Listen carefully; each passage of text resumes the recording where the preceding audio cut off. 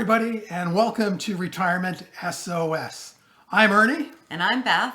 and today I wanted to relate to you something that Beth and I have been talking about for about a year, and that's some lifestyle goals and adjustments that we're going to make when we retire. And of course, everybody knows the first thing we're going to talk about is financial, and that goes without saying. When you retire, that's the first thing that's always on your mind.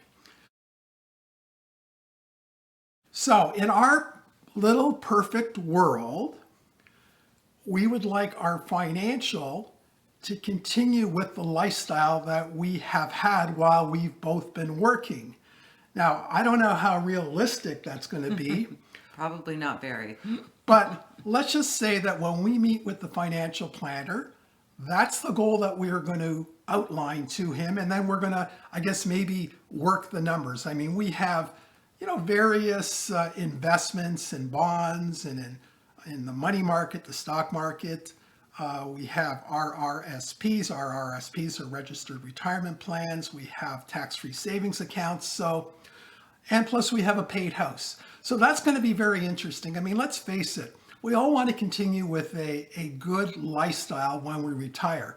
Now, most pundits say that, really what it is, your expectation should be about 80% of your income when you retire is basically what would be realistic. So anyways, when we meet with our financial planner, we're going to talk about that. And the other thing that we were talking about that we should really focus on in retirement, although retirement is not an excuse and you should be focusing on it all the time, is our health. So we want to make sure that we stay active. We actually need to get more active. I think the pandemic has forced both of us to be a little bit more housebound, less active, and definitely put on some weight. Yeah, definitely those late night snacks aren't helping. So we want to continue trying to find ways to be active, whether it's taking up hiking as a couple. It's something I'd really like to do.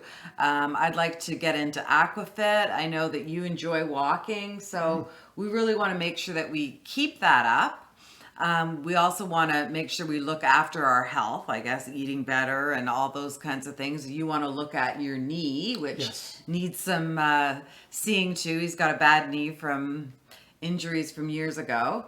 Yep. So that's definitely one of our priorities in retirement.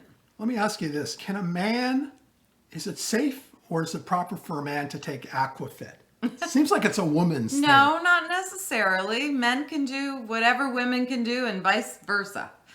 So if I tagged along with you for sure to aquafit, why not? Nobody would laugh at me? Well, just me and all the other ladies, but no.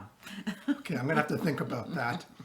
Another thing that we have as a goal and is to reconnect with some of our friends and family.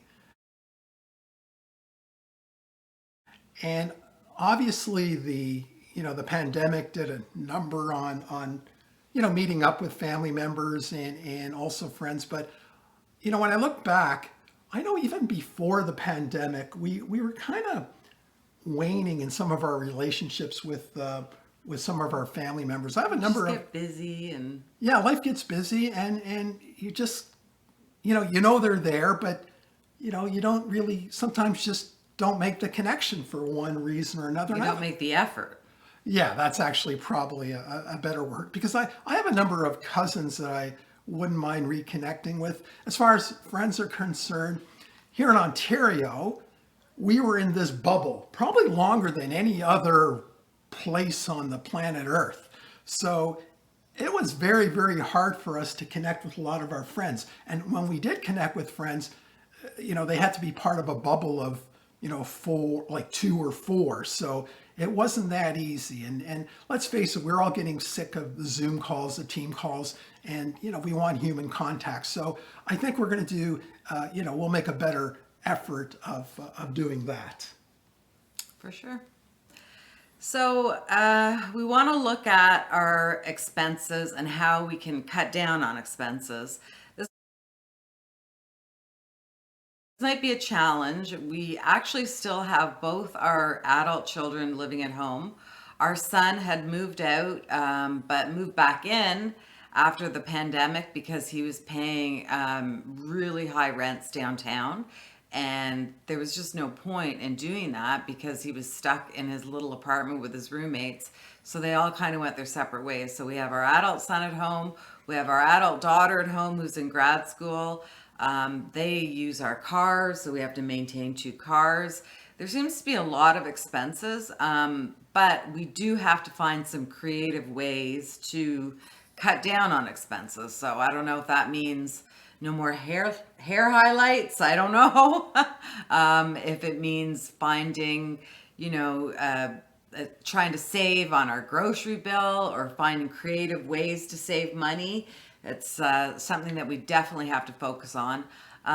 When you have more time, I think you can do that.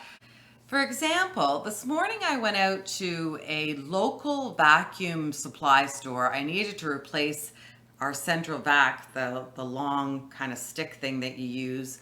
It broke and needed replacing. So you suggested going to the local store that had just opened down the street. And he wanted to charge me for this metal stick metal rod, $79. And it didn't sit right with me. I kind of felt like my spidey senses were like, wait a minute, this is just too much for this. So I thanked him and looked up a different store to go to and drove 20 minutes out of my way, but ended up spending $19.99. So that's a big difference, $79 to $19.99. That's just one example. So, you do that on a regular basis. It's really adding up over the course of a full year. So I guess that's what we're going to do. We're going to get creative and probably have further videos on how we can save money. Now, you had mentioned about hair coloring. Now, I swear to God, I'm going to stop coloring my hair gray. I'm going to let it go to my natural brown color, and that's another way we're going to save money. Okay. So another one of our goals when we retire is we have a house, and the house is paid for. However, your house is never really paid for. We all know that a house really is a money pit. And unfortunately, our house is getting older. And as a result, we have a number of projects that we want to do. So that's going to take money. And we're not going to get specific into the projects, but we have around 3 projects that we wouldn't mind addressing over the first year of retirement. So obviously, when we talk to our financial planner, we're going to have to create a budget for it and see if everything fits in. So basically, wrapping up, those are our expectations, our goals when we retire, the adjustments. We hope it can all come to fruition. We hope we can make the numbers work. And we hope you enjoyed this video. We want to give a special shout out to homebound people that cannot leave their home for one reason or another. And we're thinking about you. We really care about you. So until next time. Thanks for watching. Bye-bye.